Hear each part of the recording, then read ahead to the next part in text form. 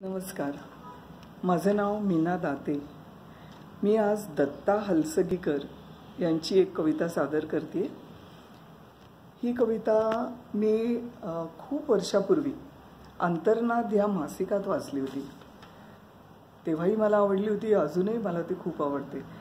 या कवितेचं एका वाक्यात सार सांगायचं झालं तर कवीला असं म्हणायचं आहे की ज्यांच्याकडे देण्यासारखं आहे त्यांनी गरजूंना ते नक्की द्यावं। आणि ह्याच्याकरता दत्ता हलसगीकर यांनी इतकी सुंदर रूपकं वापरली आहेत की ही कविता मनाला भिडते। तर कविता सादर करते।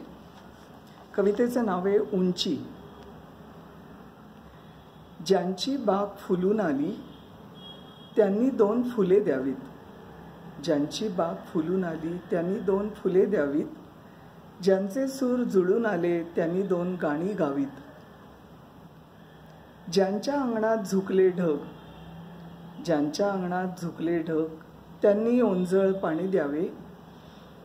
आपले श्रीमंत हृदय त्यांनी रीते करून भरून घ्यावे। सूर्यकुलाशी ज्यांचे नाते, सूर्यकुलाशी ज्यांचे नाते त्यांनी थोडा उजेड द्यावा। सूर्यकुलाशी ज्यांचे नाते त्यांनी थोडा उजेड द्यावा।